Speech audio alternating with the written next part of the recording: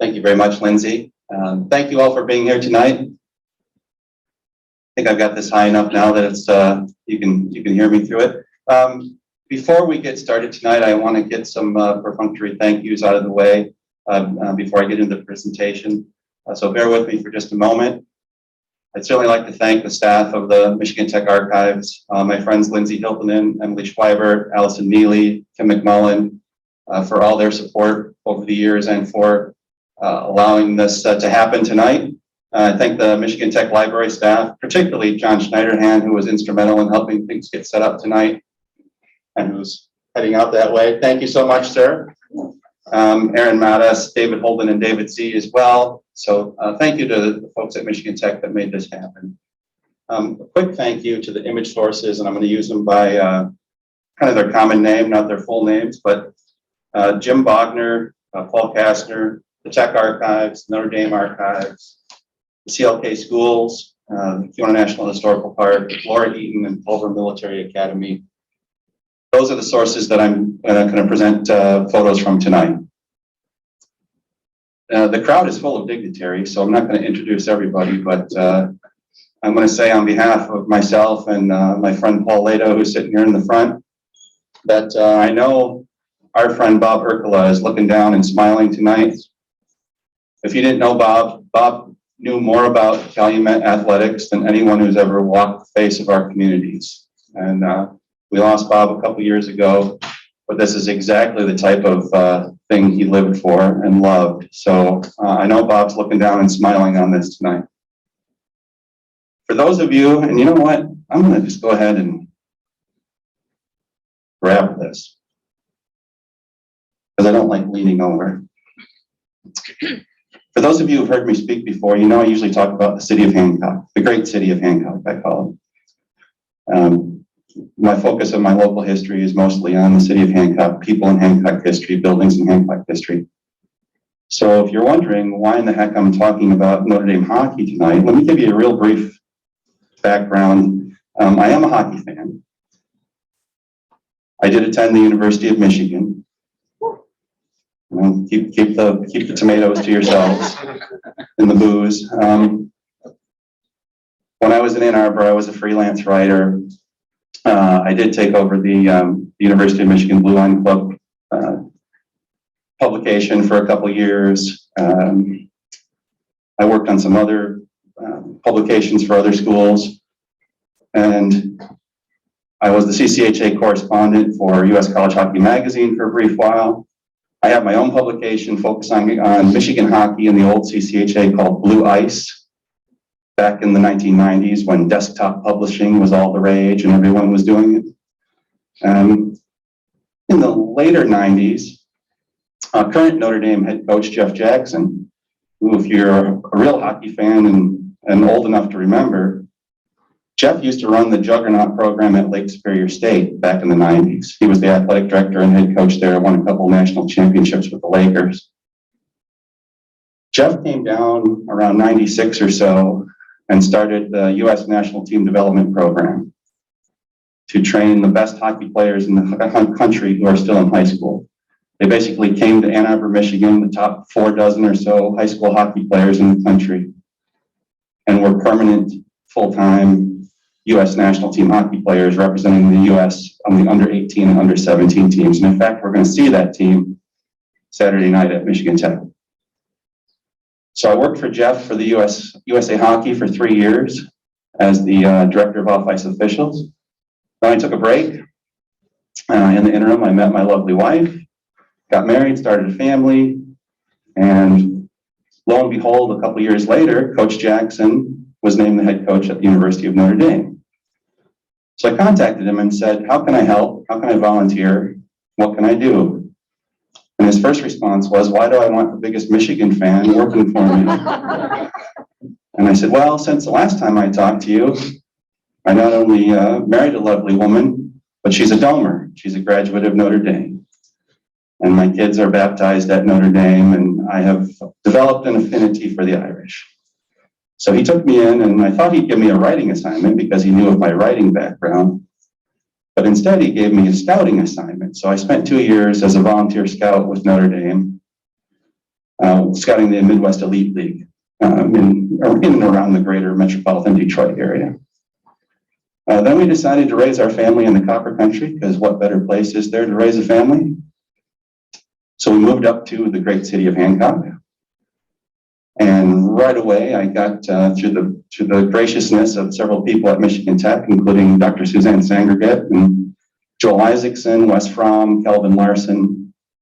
They put me to work, and I've been a statistician with the Michigan Tech hockey team. Tomorrow night, I'm starting my 15th season with the Huskies. So even though I'm in Notre Dame regalia this evening, I will say tomorrow night will be the first time in 20 years that I'm not going to be rooting against the Irish, just not going to be rooting for the Irish tomorrow night. Tech has played my alma mater many times in the 14 years I've been here, and I've had no problem with that, rooting for the Huskies. Tomorrow night will be an interesting challenge for me, but I am looking forward to a Husky victory tomorrow night. But tonight we're going to talk about the Irish.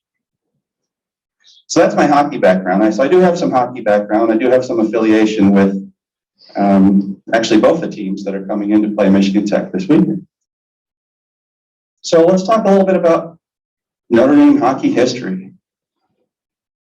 And how did Notre Dame hockey start? Well, the story of Notre Dame hockey, believe it or not, is actually a baseball story. It starts out a little bit as a baseball story. There's a player in Calumet, and I'll point him out right here. I need 3 hands for this presentation. His name is Bill Gray. He's in the middle of this presentation here. This is the 1909 Red Jacket amateur men's team. This is Bill Gray. He's the goaltender. He was an all-star. Calumet High School student at the time. He grew up on Mine Street. He was born on Rockland Street in Calumet Township. He grew up on Mine Street, just south of Pine Street. He grew up in the shadow of what was then known as Athletic Park. You would know it as Agassiz Park today. But it used to be known as Athletic Park, and Calumet hosted a minor league baseball team there in 1905, 1906, and 1907. So Bill Gray, who was a wonderful baseball player, was literally watching professional baseball right out the front door from his Mine Street home where he and his family lived. His father worked for CNH for 48 years. Very typical copper country story. His father was a Cornish copper miner. He immigrated from Cornwall. His mom's from Devon, although her father is Cornish and they lived right on the border. So essentially it's a Cornish family. And Bill Gray's dad worked for CNH for 48 years, worked himself up to assistant captain. Bill was about 5'8", 163 pounds in his playing days, so he was kind of squatty. He was a catcher and a goaltender. He played hockey, baseball, and football at Calumet High School, but when he started playing hockey in the adult leagues, even though he was still a high school student, and a few of the high school students played in the adult leagues in the Copper Country, the local school boards decided that you would be ineligible for high school competition if you kept playing in the adult leagues. And most of the kids ended up playing in the adult leagues. That's where the real action was. So Bill Gray, as a youngster, played hockey with some of the greatest hockey players in Copper Country history. He played with and against Joe Linder, Paul Hogan, Chuck Sheppy, Charles Haeussler, who's a teammate in this picture, and someone should write a book about Charles Haeussler. He's possibly the greatest skater to ever come out of Calumet. So Bill was playing baseball, summer of 1911. He's playing baseball. He's got some former professional players on his team. He's playing in what is called the Copper Country Trolley League. I can imagine why it was called the Trolley League. And this is taken at Athletic Park in Calumet in August of 1911. This is Bill Gray down front.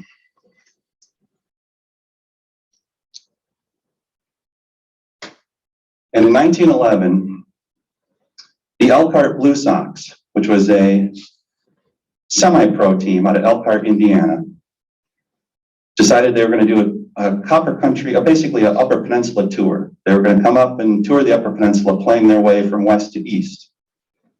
Now, the Elkhart Blue Sox, they actually fielded a team in minor league baseball and pro baseball in 1910, but in 1911, they couldn't find a league. Most of the players dispersed. Some of them stuck around and played on the semi-pro team. So the semi-pro team was comprised of former minor league players, former professional players, and a few future college players, mostly Notre Dame recruits, who were playing under assumed names because they didn't want, it was starting to become, in 1911, it was about the time it was starting to become frowned upon to be playing summer ball with some semi-pro team and then still have your college eligibility. So the team was owned by a senator from Elkhart named Bob Proctor. Now, Senator Proctor, an Indiana State Senator, he loved baseball. He was a Notre Dame law grad, and he loved his alma mater. And he set up this 2-week tour, and they came up. It was a good team. This is a really good team. They played the exhibition game against the Detroit Tigers the year before and played them tough. They came up, they defeated Escanaba in their first game, they defeated Ishpeming in their second game, and then they came to the Copper Country, and they had 4 games in the Copper Country. Their first game was at Hancock. It got rained out. So the ball players went down, did a mine tour.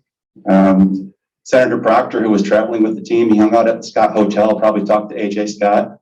They ended up talking baseball instead of politics.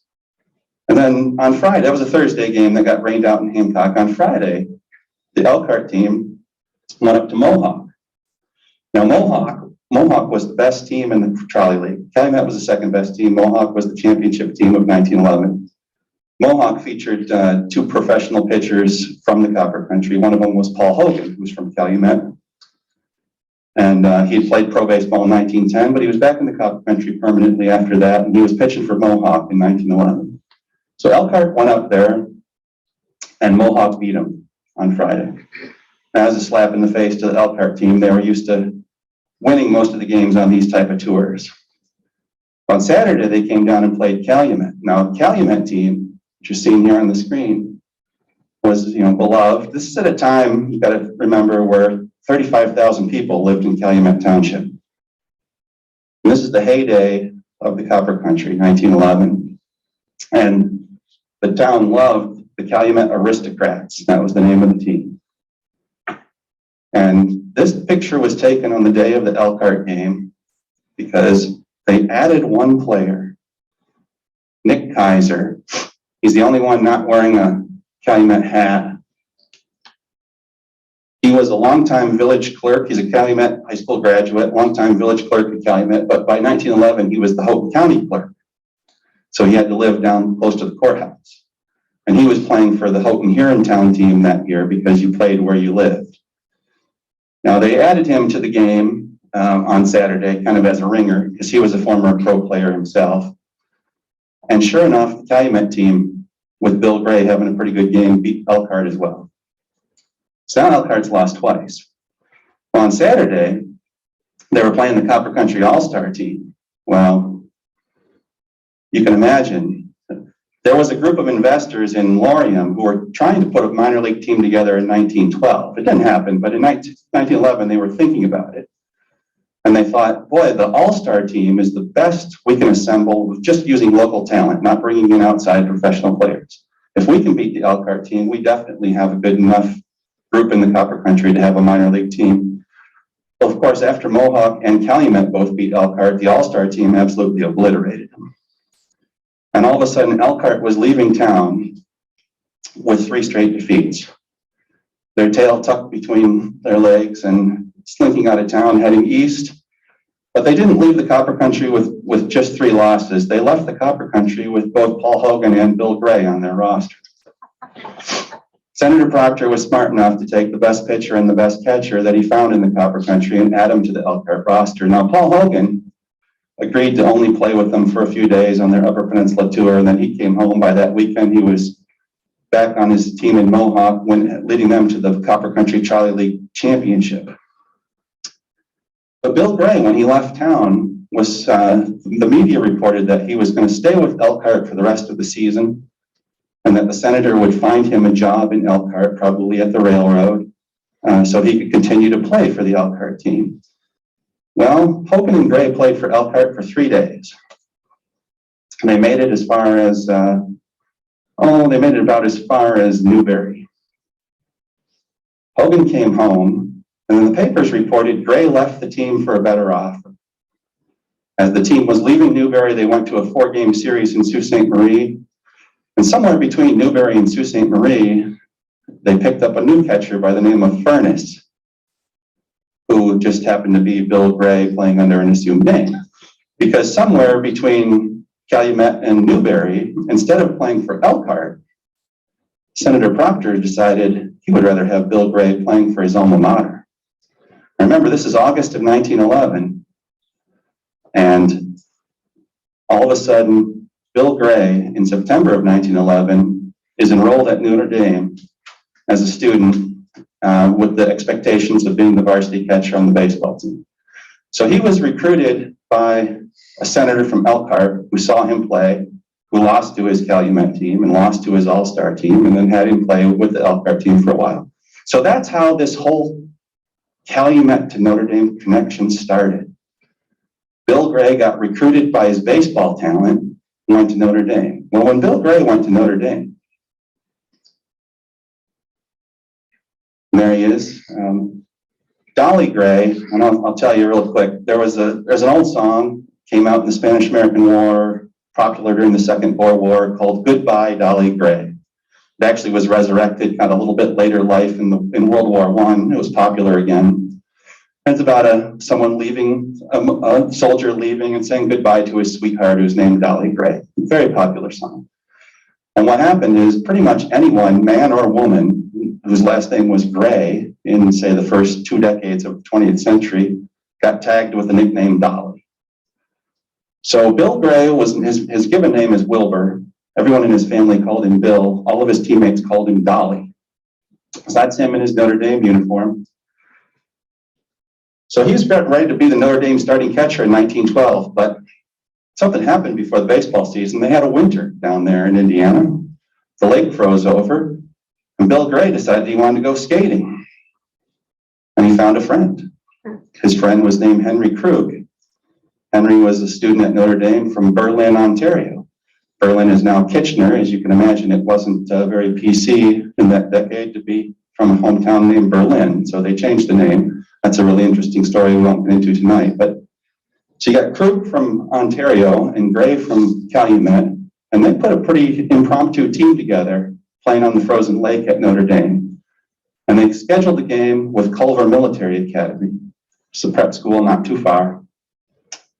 And Notre Dame's first informal hockey game was played on February 3rd, 1912 at Culver Military Academy. Now back then it was 7-on-7. There's a 3-person forward line. The 2 defensemen were called point and cover point. They didn't play left and right, they played front and back. Point played closer to the goaltender, the cover point played further up, and the 7th man was a rover. So 7-on-7 hockey, and you're pretty much expected to play the whole game.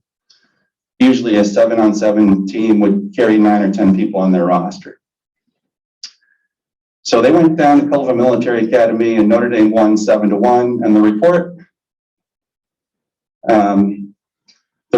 in the Notre Dame student newspaper was, the contest with Culver proved easy, notwithstanding the fact that the gold and blue team lacked experience. Gray, a former member of the Calumet Hockey Club, and Krug, who hails from Canada, the land of the sport, were the stars of the contest. So Bill Gray, there's no box score.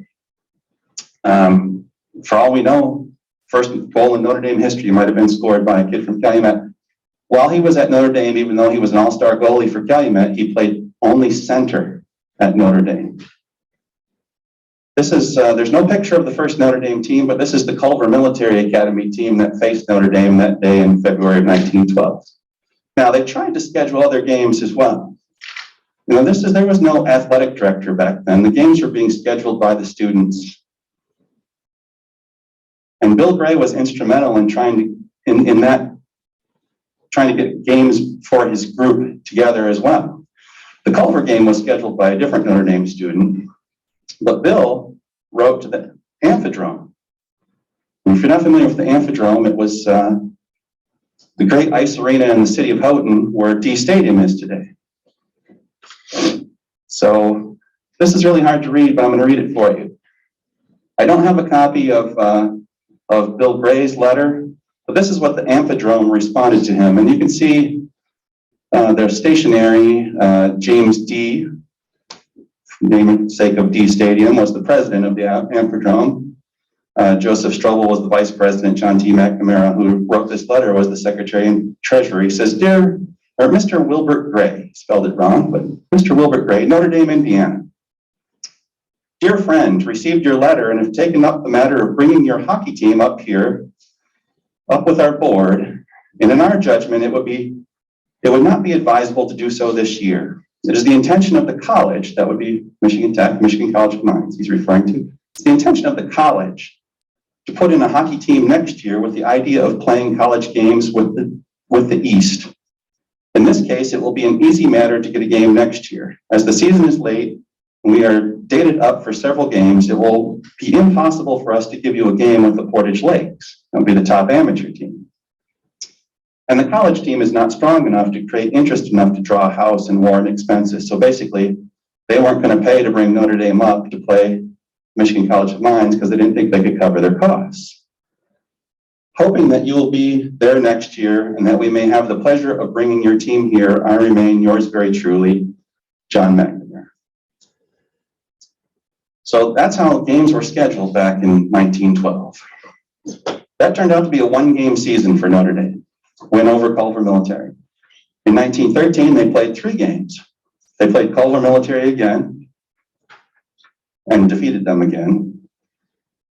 And they played 2 games against a junior amateur team out of Cleveland, in Cleveland, in an indoor arena in Cleveland. First time Notre Dame had played in an indoor game. And they got thumped in the 2 Cleveland games. The win over Culver Military on February 15, 1913, Notre Dame 6, Culver Military 0. The Culver Military School newspaper said, Krug displayed his old form and with the help of Gray won the game for Notre Dame. So again, it was Krug and Gray who were the stars of the game. And here they are. This is the 1913 team. Here's Bill Gray, our Calumet goaltender turned center over here at the end. There's his buddy Henry Krug. And standing next to him, Walsh here was also in the first Notre Dame game. And the man over here in this hat, Tom Shaughnessy, he was also on the first Notre Dame game in 1912. Those 4 were the ones who played all of the early games in 12 and 13. Shaughnessy went on to become a head coach of the Chicago Blackhawks later in life. So it was very informal. Notre Dame hockey started out very informally. They didn't play any other universities or colleges. The star of the team in 12 and 13, one of the 2 stars, was Bill Gray from Calumet. Well, as some of the players left, no one really picked up the slack. They didn't schedule any games. It was the weather wasn't cooperative in 1914, and then all of a sudden World War I came around and there were no games. So Notre Dame hockey lay dormant for quite a while. In the interim, I'm sorry I'm taking so long. In the interim, Bill Gray graduated in 1914, got a bachelor's of law. He went on to play 5 pro seasons of baseball. So if you think about it, when he was at Notre Dame, he was home in Calumet in the summer from class. When he started playing pro baseball, he was home in Calumet in the winter because he was gone all spring, summer, fall playing pro baseball. In the summer of 1913, Gray played on a team out of Laurium. That was the last summer he was home. It was the summer before his last year at Notre Dame. He played catcher on the Laurium team, and a young man played outfield with him on that Laurium team by the name of George Gibb. In the winter of 1916, Gray was home. And while he was home, there's a lot of different versions of the story. No one knows what is 100% correct, but my version is he ran into Paul Hogan, his old buddy, who played briefly with him for Elkhart. Hogan was a very accomplished pro baseball and amateur hockey player. And I'm sure Hogan probably told Gray, Gibb is the best baseball player in the Copper Country. What can you do for him? So Bill Gray, on behalf of his Laurium teammate, George Gibb, he wrote to Notre Dame. But interestingly enough, Gray didn't write to the athletic director. By then, Notre Dame had actually taken on its first time full-time athletic director, Jess Harper. He didn't write to Harper, who was his coach his senior year and the athletic director. Gray wrote to Reverend Father Matthew Walsh, the vice president of the university, on behalf of George Gipp, and asked if Gipp could come to Notre Dame to play baseball. Father Walsh wrote back and advised Gipp to have his Calumet High School transcript sent to Father Matthew Schumacher, who was the director of studies. And then Schumacher and Gipp carried out a correspondence, which is on file down at the archives at Notre Dame. And lo and behold, George Gipp became a Notre Dame student. And most of you know the story of George Gipp. He became a football legend, not a baseball legend. But he went to Notre Dame to play baseball. Now, Bill Gray was in his last professional season of baseball in 1918, and he realized he was about to get drafted. He was playing in Minneapolis. He was about to get drafted. It was June, late June. He came home to Calumet to enlist. And he was home for 2 or 3 weeks, and while he was home, he and Gipp went over and recruited Hunk Anderson to go to Notre Dame. O.J. Larson was also a Calumet High School player who had already planned on going to Notre Dame. It's unclear whether Gray had a direct impact on recruiting Larson or not, but it's unquestionable that Gray helped recruit Hunk Anderson to Notre Dame. So Gipp was bringing 2 of his friends from Calumet down to Notre Dame in 1918, who both turned out to be outstanding offensive linemen blocking for him on the Notre Dame football team, O.J. Larson and Hunk Anderson. The following summer in 1919, Gipp dragged his buddy Percy Wilcox down to Notre Dame with him. Now, Percy Wilcox is an interesting story in that he probably wasn't going to be a contributor, and he turned out to not be a contributor on the Notre Dame football team. He played 1 game in his varsity football in his Notre Dame career. But Percy Wilcox came from a situation, he was a Marine. He reportedly received the Distinguished Service Cross for rescuing his captain in the forest of Argonne. I've tried to find his military records, but they appear to have been lost. He was wounded in World War I. This is, 1919. He's graduated from Calumet High School by this time. He'd already lost his mother very young. By this time, he'd lost his father. He lost one of his 2 brothers. He lost his second brother while he was a student at Notre Dame. He was raised by his aunt and uncle. Grew up mostly in Lorient. Worked at C&H after he graduated from Calumet High School. Came back as a wounded war hero and was probably looking at a life in the mines. And George Gipp dragged Wilcox down, and as a favor to Gipp, Rockney took care of him, even though he wasn't going to contribute as a football player. And Percy Wilcox ended up being a big contributor to Notre Dame hockey history.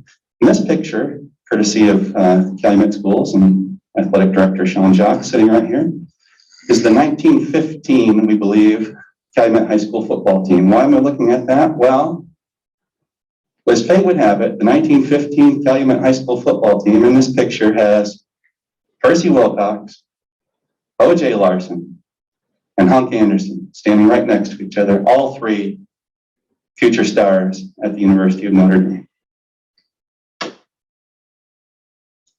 So those guys get down there, well, what do they want to do? They all play hockey. All the Calumet kids who went to Notre Dame played hockey, except for Gipp.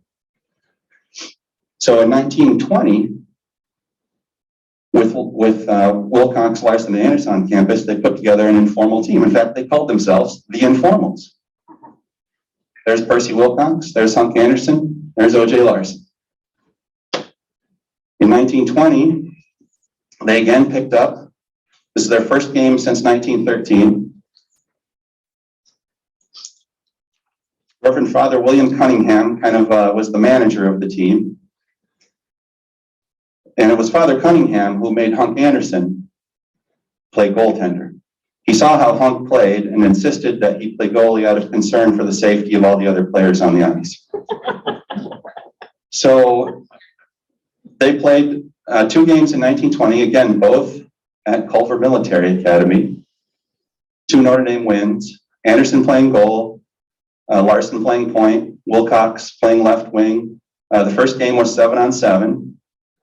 And The Culver Military Academy student paper praised Anderson's play in goal and identified Wilcox as scoring the last goal of that game for Notre Dame. The scoring summaries often differed depending on what paper you looked at. They might tell you someone had all the goals and another paper would tell you something completely different. So it's hard to tell who really scored back then, but clearly Anderson, Larson, and Wilcox were key contributors to the team. The second game, they played 6-on-6, which was becoming more and more popular, taking the rover out of the game and playing the defenseman more similar to what you're used to now, left and right defense rather than front and back. Notre Dame actually preferred the 7-on-7 game. That's what they had all grown up playing, but they started playing 6-on-6 as well. So they played one of each in 1920. Now 1921 rolls around, and they want to do a little bit more. And this is the 1921 team. Now Larson must have been absent on photo day because there's Percy Wilcox, there's Father Cunningham, there's Hunk Anderson, our goaltender who plays with a reckless abandon, so he has to play goal. The 1921 team came up on February 3rd, 1921, and played Notre Dame's first intercollegiate hockey game at the Houghton Amphidrome against the Michigan College of Mines.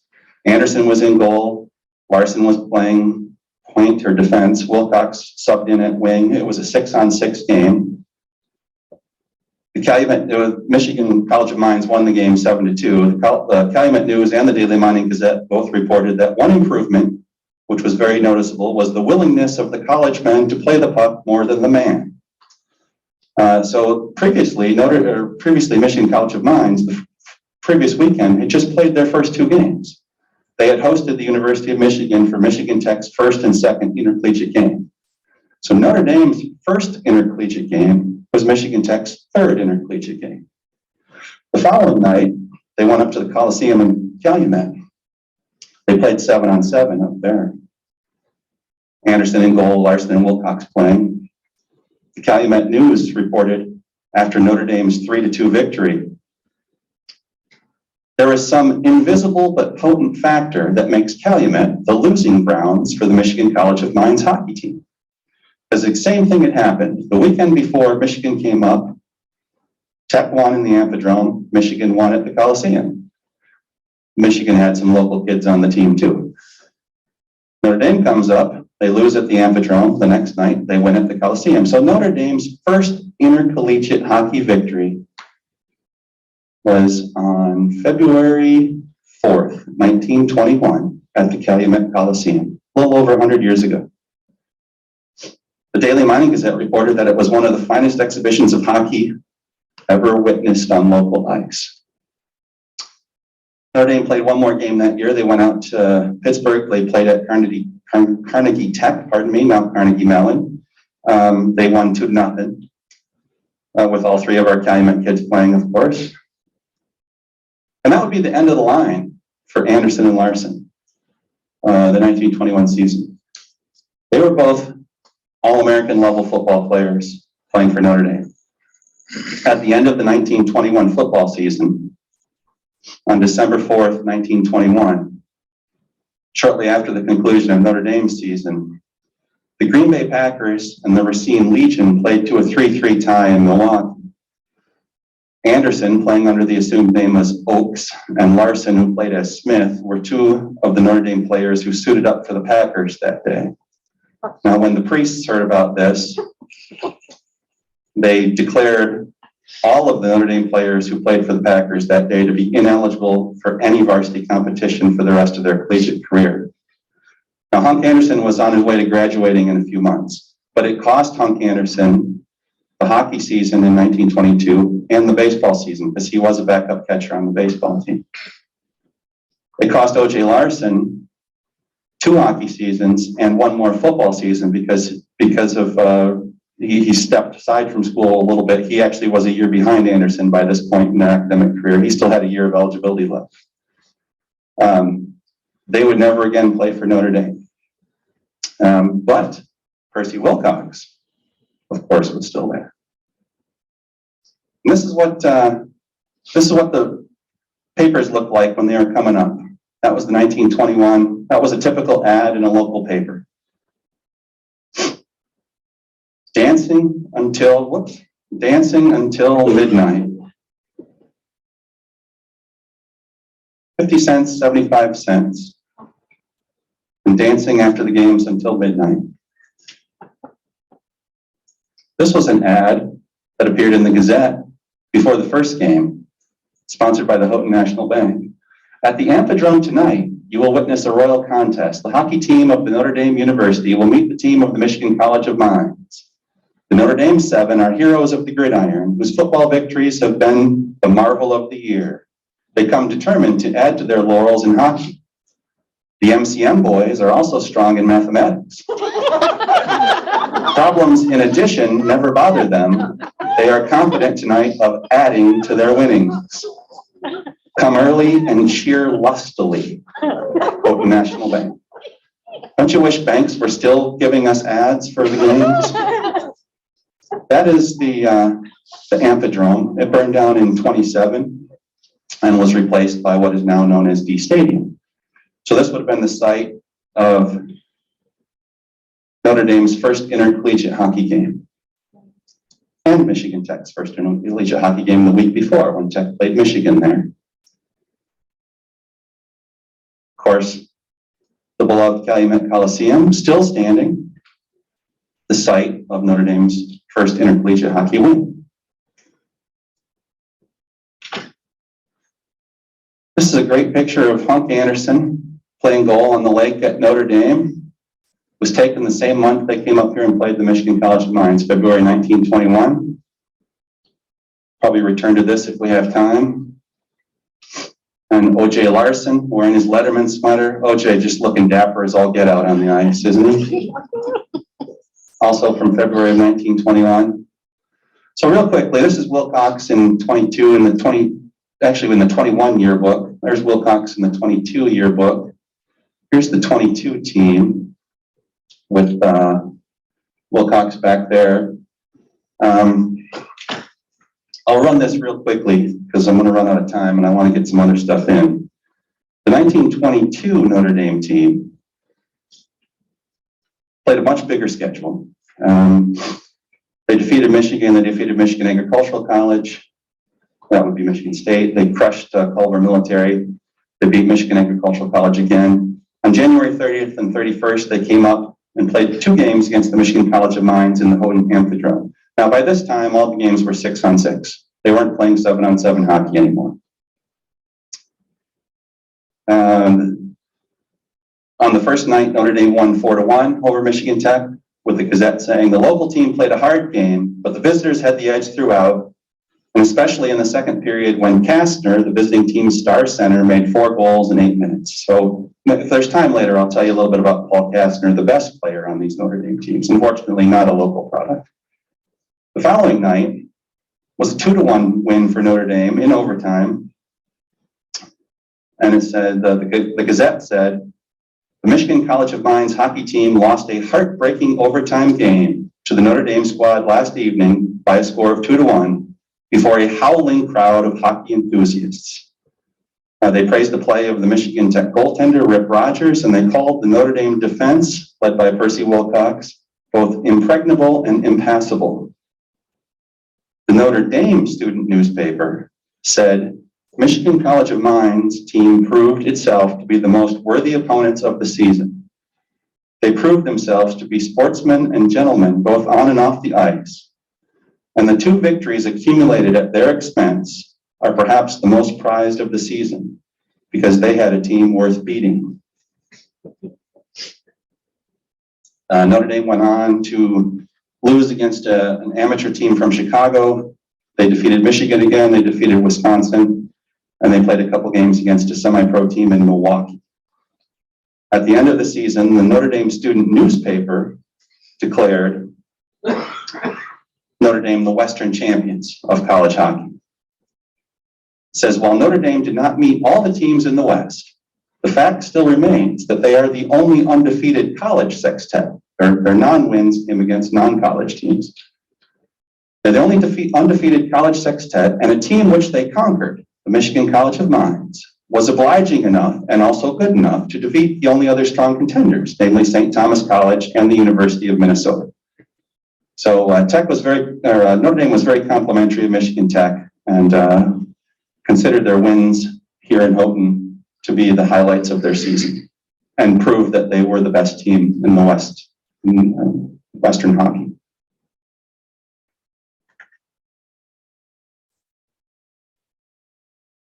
That's Percy in the 1923 yearbook, and because he was the captain of the 1923 team, he got this picture. That's not his graduation picture, that's actually just his captain of the hockey team picture for the Notre Dame yearbook. And here's the 23 squad. There's Percy. There's Paul Kastner, who was the superstar player on the team and the coach. Percy was the captain. The 1923 team was very similar to the 1922 team. They played mostly an intercollegiate schedule. And they did come up again and play 2 games at Houghton and win 2 games at Houghton. They played Polar Military and beat Michigan. They did lose to St. Thomas in St. Paul. They beat Ramsey Tech. They beat Michigan College of Mines 5-2 and 5-1 in 2 games at the Amphitryon. Interestingly enough, our old friend Paul Hogan, the pitcher from Mohawk, he refereed both of those games, the 5-2 and 5-1 wins for Notre Dame in 1923. Notre Dame went on to beat Michigan again. They lost to a Canadian college, and then they beat St. Thomas. Wilcox's play was lauded throughout the season. Notre Dame was 19-5-1, 19 wins, 5 losses, 1 tie in Percy Wilcox's 4 seasons. And that included 15 wins and 3 losses in intercollegiate games. So I want to tell you just a little bit here, because I want to stop on before 7 and have time for some questions. A little bit about what happened to our guys. I say our guys, I'm not from Calumet, but hopefully Paul and Sean can claim me for one night here. Let's talk about O.J. Larson. So O.J. actually did leave school when he was declared ineligible for playing for the Packers. He played 5 seasons in the NFL with the Chicago Bears, the Green Bay Packers, and other teams. He spent most of his adult life in the Chicago area. He regularly participated in Notre Dame and Chicago Bears alumni events, and he died in 1977. Hartley Hunk Anderson, he continued on. He finished his degree in civil engineering in 1922.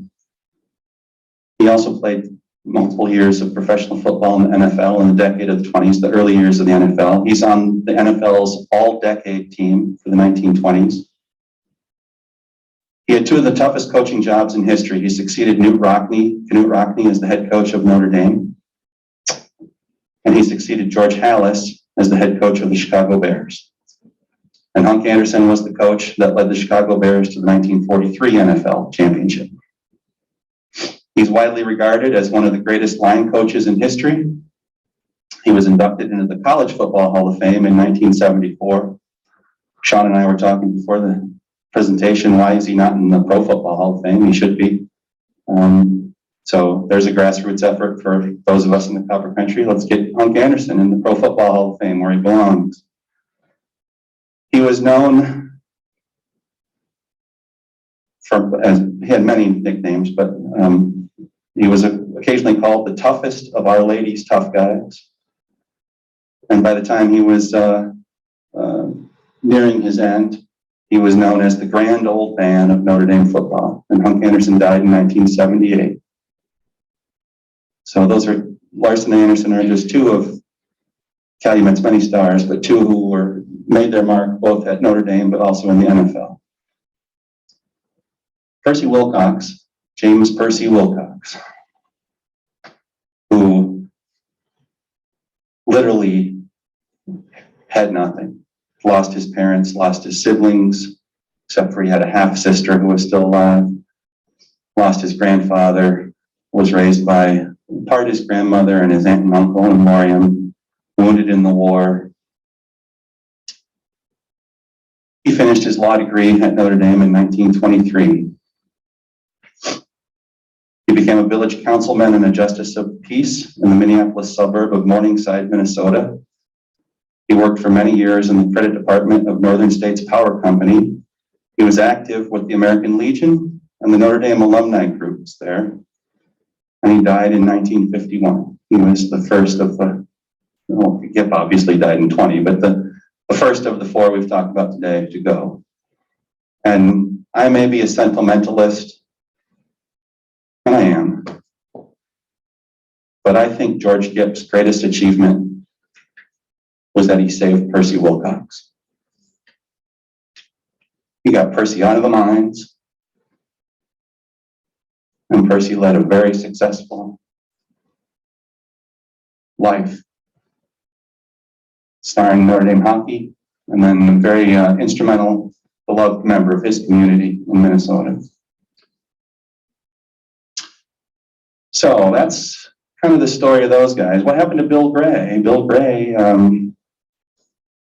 played pro ball, became an insurance man, ended up moving out to, worked his way through many communities, Fort Wayne, Toledo, ended up in Syracuse, where most of his family had moved to after his dad retired from CNH. His mom and his sister are buried up at Lakeview, but most of the Grays had matriculated to Syracuse. Bill died in 1962. He did give an interview in 1961. And in that interview, one of the things he said was, now imagine again, he got recruited in 1911 by the senator from Elkhart, Indiana to go to Notre Dame. Captain and Mrs. Gray were staunch Cornish Methodists. They wanted nothing to do with their son going down and being educated by a bunch of Catholic priests. Nothing to do with it. In fact, none of the five, Gray, Gip, Larson, Anderson, or Wilcox, not a single one of them was Catholic, was Roman Catholic. Cue Nick Kaiser. Now remember, Nick Kaiser was a longtime village clerk of Calumet, well respected. Nick Kaiser was the manager of this 1909 Red Jacket hockey team. In fact, that's Nick's younger brother, Jacob Kaiser, playing there with Bill Gray. Nick Kaiser was the Houghton, he was elected 17 times as the Houghton County clerk. He was the Houghton County clerk during the strike, 1913-14. He must have been a fly on the wall for many interesting things. He may have been the best baseball player in the Copper Country. He refused to leave. Many people, including Paul Hogan, thought Nick Kaiser would have been a Major League Baseball player if he would have been willing to leave the Copper Country.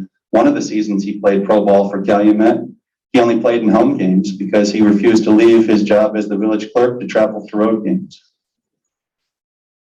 Nick Kaiser was one of the most well-respected individuals in the Copper Country, and he was Roman Catholic. And he went and talked to Captain Gray and Mrs. Gray and convinced them that regardless of the pause the religious aspect gave them, that it was in their best interest, and mostly it was in Bill's best interest, to go get an education. And the fact that his athleticism allowed him to go get an education at the University of Notre Dame should override any religious concerns. And Bill Gray said, can you imagine if Nick Kaiser hadn't talked my parents into letting me go? Me, Gip, Larson, Anderson, and Wilcox, none of us would have ever went to Notre Dame. So that's another story of a Calumet kid. Nick Kaiser graduated from Calumet in 1896. So I was going to tell you a little bit about Paul Kastner, but he's not a local product. We can do that some other time. Those are the images and the stories I have, but I'm here and happy to answer any questions that you may have. But that's how much the Copper Country influenced early Notre Dame hockey. The first 6 Notre Dame seasons, 1912, 13, 20, 21, 22, and 23. The first 6 seasons in Notre Dame hockey history all featured Calumet High School kids on the roster, sometimes 3. Their first intercollegiate game was in Houghton. Their first intercollegiate win was in Calumet. the history of Notre Dame hockey is intrinsically tied to the Copper Country. And I'm really excited that they're going to be here tomorrow night on what is 100 years after their first trip to the Copper Country in 1921. So, does anyone have any questions? Mitch? Yeah. First of all, your presentation was excellent. I really enjoyed it.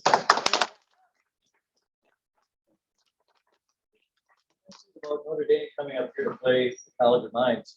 I didn't hear, when did Tech first go down to play at Notre Dame? I do not know. I'll get back to you on that, Mitch. Well, I'll make that a research inquiry. Does anyone in the audience know, when did Michigan Tech first go down to play Notre Dame? You see, they always wanted to come up here because what happened? Those guys got a free trip home in the middle of February, right? I mean, that's what they did, right? They got a free trip home in February to come up to play Michigan Tech. Paul? Did they travel by train? Is that the way they traveled? They traveled by train, yes. Yep. Came up through Chicago and Milwaukee and north. Yep. So, and you're wondering why I developed interest in this topic. My interest is actually in all of these guys, but particularly in Bill Gray. I'm writing a biography of Bill Gray. It's supposed to be published in 2017, so you can see how I'm doing. But I swear before I leave this earth, God willing, the book will be in print. So it's about 80% done, it's 99% researched. I'm just kicking myself in the pants, getting it finished up. So looking forward to having that out sometime in the not terribly distant future, talking about the life of Bill Gray and how he paved the way for other kids from Calumet to go to Notre Dame and star, and basically literally star. That was the stage that made people like George Gipp and Humphrey Anderson stars. And it was the stage that I think saved Percy Wilcox and got him out of a life of nothing but heartache with loss of family members in the Copper Country, and he was going to work for CNH the rest of his life. And what I'm not saying is a bad gig, but I mean, this is a kid who endured a lot of hardships. He lost his mom when he was just a toddler, and then eventually his dad and both of his brothers wounded in the war. I mean, he's exactly the type of guy you could see, getting Valor Awards in World War I for running out and saving his commander under heavy fire in the Argonne Forest, because, what did Percy Wilcox really have to live for?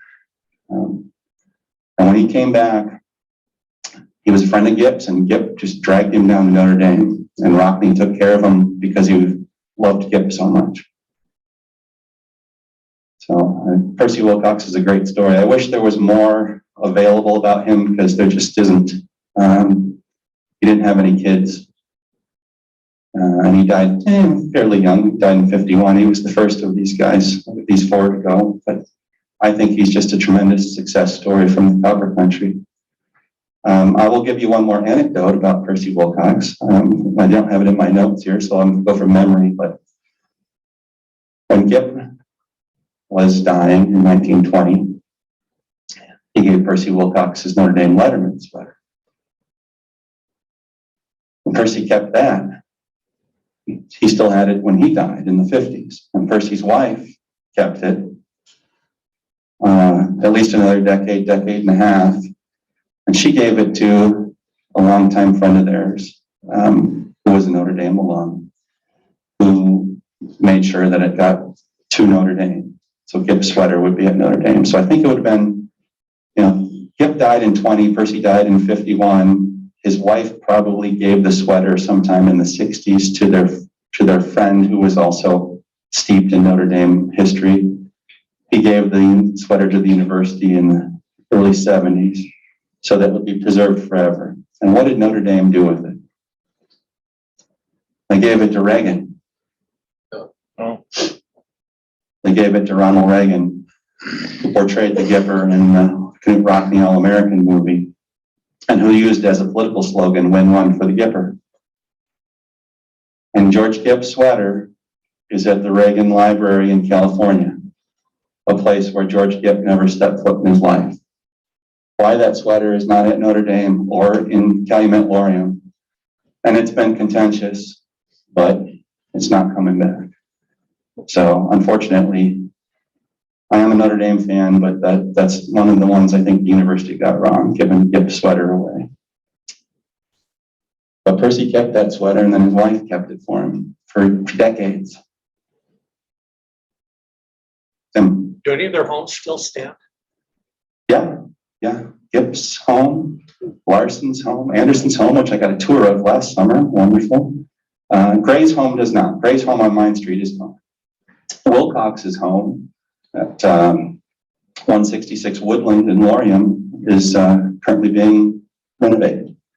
It was taken in for tax foreclosure. It was heavily blighted. The Land Bank Authority owned it, was looking for a demolition grant. And instead someone said, you know what, we'll put some sweat equity into it, and it's making a revival. So it looks like Percy Wilcox's childhood home in Lorium is going to be saved. Anderson grew up on 8th Street in Tamarack. His home is still there. Very nice. And Gipp's home is right over near the Gipp Memorial. And Larson grew up on 6th Street in Calumet, in the village of Red Jacket.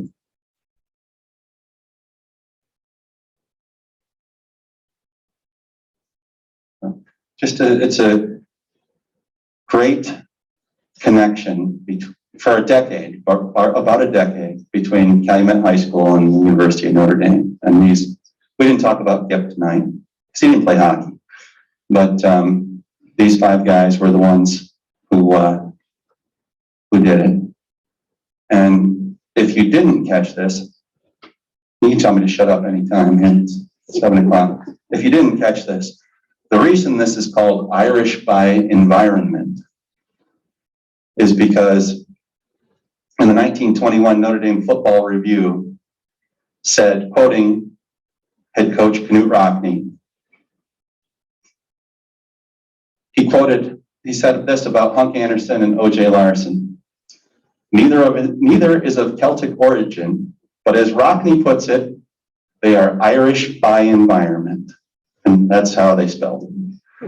Because that was kind of, I don't think they were trying to make it look like how Rockne would say it. So Hunk Anderson was Rockne's assistant coach for years at Notre Dame. He succeeded him as the head coach at Notre Dame. He's just a great story from Calumet. Paul and Sean and I were talking before, in addition to the distinction or the difficulties of replacing Rockne and Haeussler as a head coach, Hunk Anderson also had a very interesting thing happen in his life. He was one of the party who brought George Gibbs' body home in 1920 to Lorium to be buried from Notre Dame. He was a pallbearer for Gibb.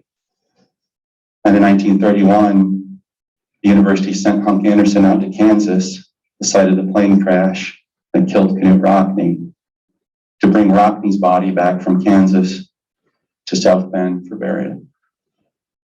So Hunk Anderson transported Gibb and Rockne the final time. So I think with that note of closure, we maybe have time for one more question. And if, excellent. Since Notre Dame hasn't played here since 1982, do you think it was the intentional scheduling on the 100-year anniversary to get this game happening tonight? I believe it was. I don't know for certain, but I believe it was. Yeah. I think the Notre Dame guys were they arrived this afternoon and were getting on the ice, because we did try to invite Coach Jeff Jackson and others to see if they would be willing to come. He is speaking tomorrow at the Blue Line luncheon at noon. So, like I said, I worked for Jeff at USA Hockey and then volunteered for him at Notre Dame, and